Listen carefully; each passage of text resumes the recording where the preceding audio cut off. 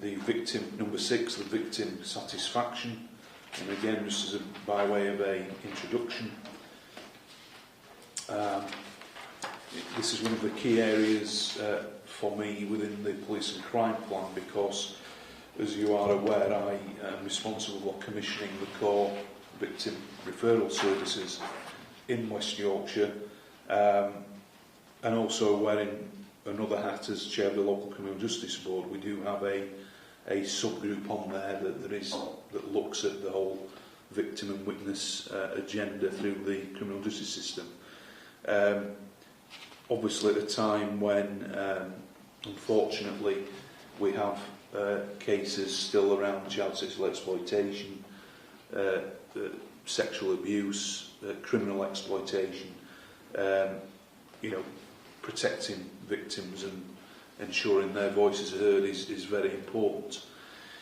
And again, only this week we've heard, haven't we, about a very high-profile case of the ex-Wales Rugby Union captain opting to go down a restorative justice route regarding a young person who allegedly committed the offence or the attack on him down in Wales. And very recently, again, you'll be aware that we have commissioned a restorative solutions organisation on a 3-year contract to look at those types of interventions, which I do believe have a positive role to play where it's appropriate within the system. So hopefully we can build on some of the publicity around that. And then just going back to the core referral service, Victim Support, who are a charity but who did win the contract for the 3-year period as well, and now also providing victims hubs in each of our districts. And again, I think we can do more around publicising the referrals into these services to try and take some pressure out of the system for policing and other agencies. So we'll continue to look at that. And then finally, just to say, as you know, we're also taking forward a major uplifting services around the Sexual Assault Referral Centre for West Yorkshire, which will see a big step change to support for victims of sexual violence through the dedicated workers in the facilities that will come about over the next 12 months or so. So there's a lot going on in this area, certainly through this office, and obviously I'm now interested to hear about the update from yourselves around victim satisfaction. Okay, Commissioner. So I think this is one that is always very, very difficult for the force, simply because nobody wants to be a victim of a crime. And victim satisfaction, just by the very nature of the phrase, is almost a sort of contradiction, isn't it? Because at the end of the day, as I say, nobody wants to be a victim of crime or antisocial behaviour. What we're talking about when we go to speak to victims is, what was your experience of how the police handled your issue? And so it's really important that we then break that down to work out at which points in that police experience could we have done better, and at which points did we actually get it right. So I think this is a really, really important topic in general, so that we know then how to try and improve the service that we deliver, accepting that, to go right back to the start of the meeting, Commissioner, you've already outlined the fact that from a availability of resources point of view, we are always going to be struggling to meet some expectations of some of our victims. That said, we need to try and do as much as we can to be open and transparent and upfront about what we can do and also what we can't. So the report that we're going to talk through with you now is the latest of a number of reports that we've given to you before about what is working and sadly what isn't working, and therefore what we're going to do about it. Okay. Thank you, Chief. Commissioner. So, victim satisfaction, as you're aware, the highest level it was in 2015 when we were up at 87.8%, and then over the next 2 years the overall victim satisfaction fell by 9.2 percentage points to stand at 78.6% as of March 2017. I think just picking up on the Chief's point, I think what we have to take it or remember there is in relation to the changes that we made, and certainly in relation to the work that was put into service recovery at that time, which obviously, as we've gone through the comprehensive spending review, those resources have moved out of that area of business. So the latest performance for the 12 months to July 2018 shows us at 75.7%, with 14.9% registering that they were either fairly or very or completely dissatisfied. You'll be aware in April 2017 the Home Office discontinued the mandated survey programme, but just asked forces just to still seek feedback. As a force, we decided to continue at the same level, but also enhance it to actually put it across more crime-type areas at a neutral cost, even though the majority of forces actually stepped back in relation to the level of surveying they did at that moment in time. Again, in April 2017, what we then decided to do was actually change the questionnaire to look at crimes in two different ways. Those that we attended in person and those that we dealt with over the telephone, because every time we talked about police arrival in relation to those that we deal with over the phone, obviously we didn't fare particularly well because we had dealt with it over the phone.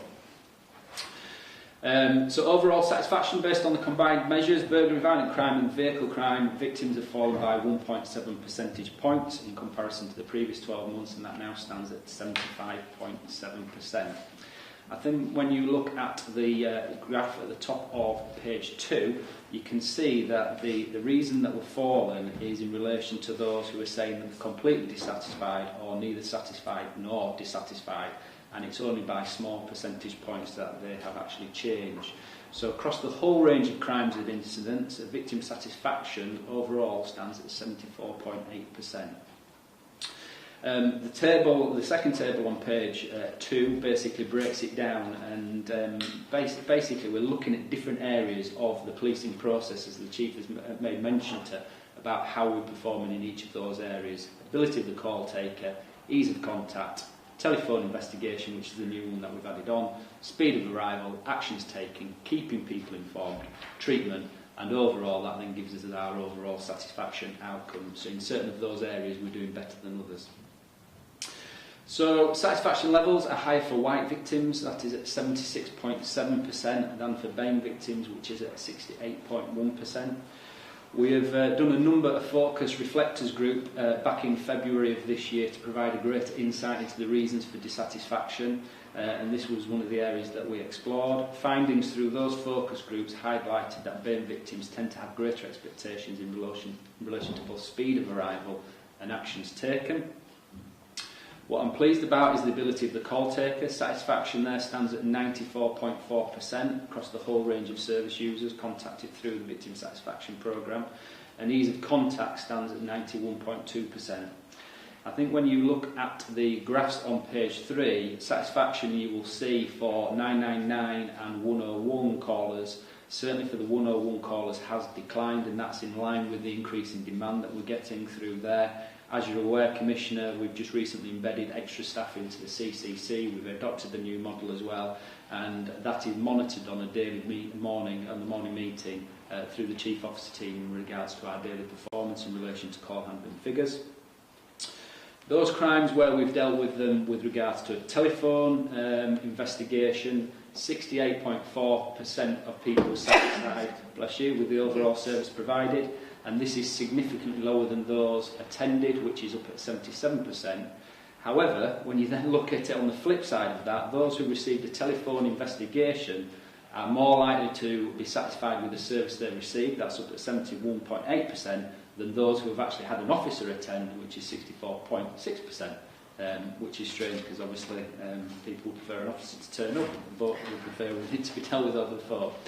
I think what's clear from that is that clear and timely communications with victims around any changes in relation to the decision time of our attendance. So when we've got those peak flips in the demand, we need to make sure that we're going back to victims if there's going to be any change in relation to our arrival time.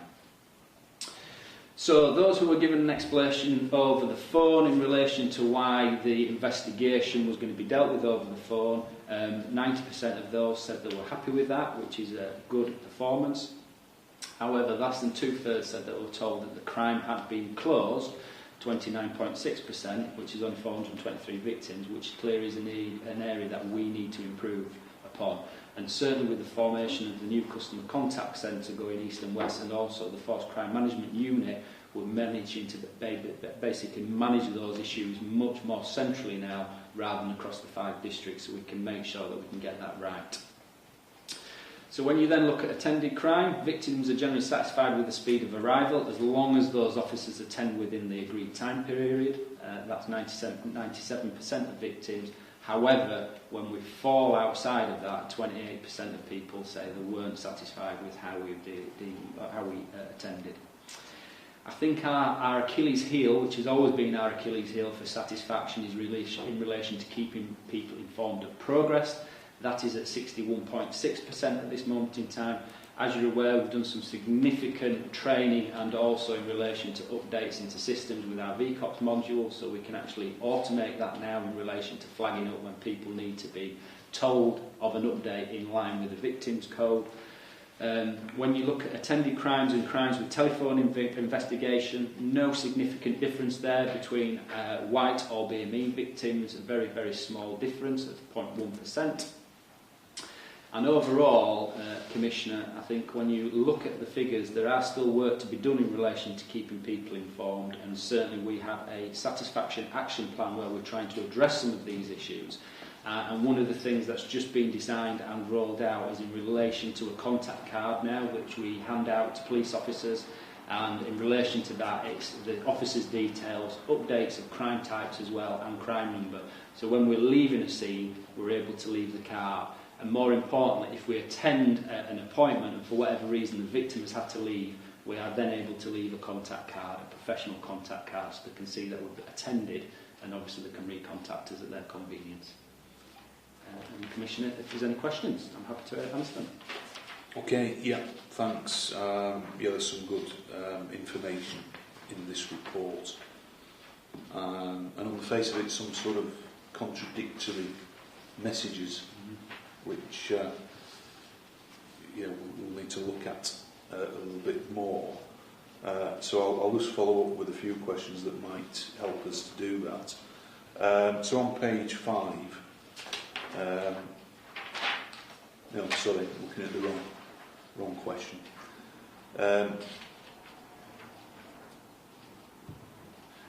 Yeah, there's a reference to BAME, black and minority ethnic members of the community having higher expectations. Do we have any sort of evidence behind that? Yeah, we employ a company called SMSR Limited to conduct the surveys, as well as the focus group. They've done some work themselves, and certainly what's come from their findings is that BAME participants of the surveys indicated a higher level of expectations in terms of response, tended to have a highest level of expectations, and they were most critical, and many said that more clarity or an explanation as to why there had been no investigation or no further investigation was required. So certainly that's being conducted by the independent survey group that we use, and it's also replicated at a national level as well, with some of the work that's been undertaken into understanding the differences in relation to expectations. I think, if we think about how some members of some of our BAME communities are feeling right now, we know that many people are feeling very anxious and very worried about what's going on in the world, and in particular more recent events around Brexit. So I do think it's understandable that in terms of vulnerability, there's probably a greater sense of vulnerability within some communities than others, and therefore higher expectations of how we then respond. So I think it's understandable, and I think it's helpful that it's that independent research that has let us know that. Of course, the next challenge then is, so what do we need to be able to do about it? Yeah, and so there's a reference to reflector groups within the report. Is an attempt to sort of get behind some of it with those interactions. Yeah, from those interactions, that's what's fed into some of the satisfaction action plan that we have at this moment in time with regards to improving the force satisfaction levels in relation to overall satisfaction, but also in relation to BAME communities as well. Okay. So, I mean, you have obviously set out in the figures the the fall in the overall victim satisfaction rates. And again, I suppose with the reflector groups, you know, what sort of information or input we can glean from, you know, better understanding of some of the figures. Yeah, there's certainly a couple of points which was raised, which was standard across the reflector groups. The first being, and I'm sure you've had this with regards to you speaking to the communities and to the local councils in relation to 101, and the time taken for the 101 calls to be answered. Certainly there was negativity in relation to the delays in there. The 101 has suffered in relation to the increase in calls that we're handling with 999, and as mentioned in my update in relation to the changes that we've made and the extra staff that we've put in there, those times are now being reduced quite significantly, which is a positive. The other thing came out of there was in relation to response times. Again, if we are saying that we are going to be there within 15 minutes and we are falling outside of that time, or if it's a priority to say that we're going to be there within an hour and again falling out of that time, we have now developed a process to make sure that victim gets a ring back to explain why we're being delayed and at what time we're going to arrive. So certainly we're frustration around that. I think some of the frustration as well is in relation to investigations as well, where they feel, or victims feel, that there should have been more thorough investigation. And as mentioned within the report, when we are dealing with crimes over the phone, we need to explain more thoroughly why they're being dealt with over the phone, and certainly if there's going to be no further or onward investigation, why that is. And then I think finally as well, some of the frustration in relation to satisfaction wasn't actually in relation to policing and the service that we have provided, it's more in relation to the outcome of our inquiry, whether that's a CPS decision or a court sentencing decision, which is obviously outside of our hands. So more explanation in relation to what we do have control of, and obviously our job is to investigate and then present the case, and then what happens at that stage, obviously we influence in relation to the level of evidence we provide, but we can't be held to account in relation to the final CPS decision or the court sentencing decision. So we need to make sure we're explaining that in a much thorough way as well to victims. I think part of the challenge, Commissioner, is as we're living in a more and more complex environment, and therefore our business process of investigation is more and more complicated, there are therefore more points of potential failure for the victim. So there's something for me about how do we try and simplify the process for everybody.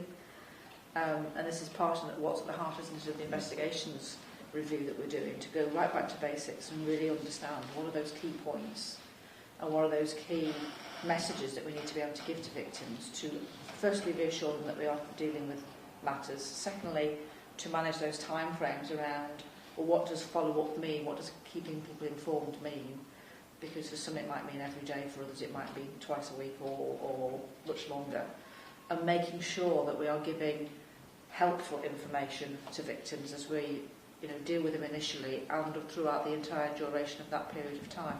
So I do understand why so many victims get very frustrated with us, and I think it's going back and having those meetings and the reflector groups to really understand the victim's perspective will help us in terms of continuing to design our service. Yeah, I mean, obviously at the bottom of page 4, that the 61.6% figure, which is in relation to the dissatisfaction around being kept informed. Then you talk about an action plan. So are you confident that we will start to sort of make some inroads into that area?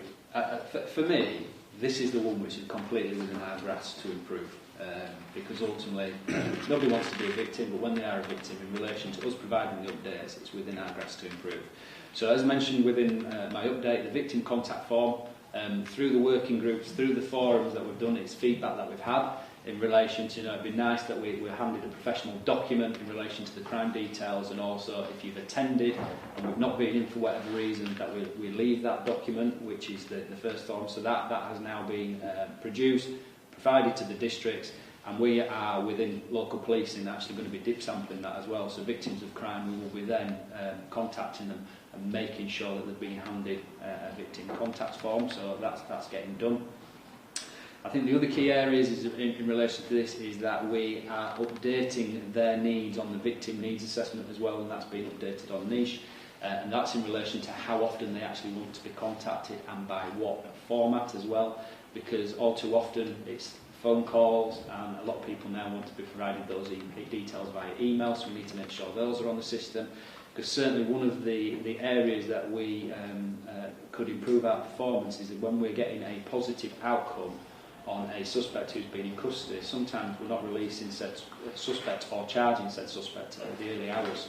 At that point, we can't be picking up the phone to make a phone call because the victim will be in bed. We need to email that out to them, so when they get up, the email's there, they can see that there has been a successful outcome in relation to a charge or an outcome disposal, whichever way we need to deal with the individual. The mention that the Chief has mentioned with regards to investigations, we have changed the whole NICE MASH task system. One of the biggest areas of failures with regards to keeping people informed is not putting the OIC on the crime, and it's a simple tick box exercise that makes sure that those automated emails that go to the OIC in relation to you coming up 24 hours away from updating the victim goes to the right person, not to the wrong person. So that tight governance, and then the supervisory structure that we've overlaid in there, because obviously we've increased the supervisors, to make sure that that gets right, gets correctly done, and it gets done on time. We are currently working on a iLearn with regards to victim satisfaction training to make sure that certainly the newer officers who are coming through are fully aware of what is required, and more importantly as well, looking at the more senior officers as well, just refreshing training. And I think, to be honest, we don't stop looking at technology either, because, you know, as you'll be aware, if you order a parcel, you get the text message of what day it's going to arrive, that'll be followed by a text message of what time it's going to arrive, and even to the point that they'll send you a picture of your front door to say they've tried to deliver it and you haven't been in. So we need to look at how can we get more technologically advanced within budgets of using the handheld system, so we are a lot more efficient, a lot better at updating our victims of crime. But for me, that victim improvement satisfaction action plan sits within local police and is managed by ACC Hankinson through the Local Policing Governance Board, and I think we will see improvements because this is within our grasp to improve. I think this is it's, you know, David hit the nail on the head. This aspect of it is always going to be a challenge for us. You know, with the best will in the world, sometimes we can't update victims because perhaps a counter allegation is being made by the person that they are claiming has been the offender. So there are going to be certain sets of circumstances where it's not as straightforward as any of us would like. The second huge issue is there's a big responsibility on the officer in the case here. And that's fine if the officer in the case has, first of all, been reminded to do the update, and then secondly, found the time and the opportunity to do that update. And we do know, sadly, that where many of the failings happen is because the officer has fundamentally been so busy dealing with other incidents and other issues that, unfortunately, this has been pushed to the back of that daily workload. We've got to try and find ways, particularly through using technology, that becomes much more automated. Might not be quite as personal for the victim, but at least they can get the regular updates that they're looking for. Yeah, and you know, and I raised the issue of what are the technology sort of aspects that could be available to us to ease some of the pressure around, you know, automated, whether it's email or text messages, or just at least something that you know, members of the public can receive. I guess one of the other questions, given that we know there's a lot more sort of telephone investigation, is that are we confident that the consistency of what's being applied there is good? Because clearly, you know, and you know, and it's a product of the pressures that policing and the system is under. But you know, talking to members of the public and other stakeholders, there are often sort of examples that are quoted back to me around where on the face of it you think, well, actually, why didn't we deploy to that and then on other occasions, yeah, you can understand why. So it's that consistency of the assessment Yeah. of when the calls come in. I was going to say, I think that will start to improve now that we've moved to a centralised service. Obviously, what we're aiming to do over the next 12 months is to try and build some stability within that process.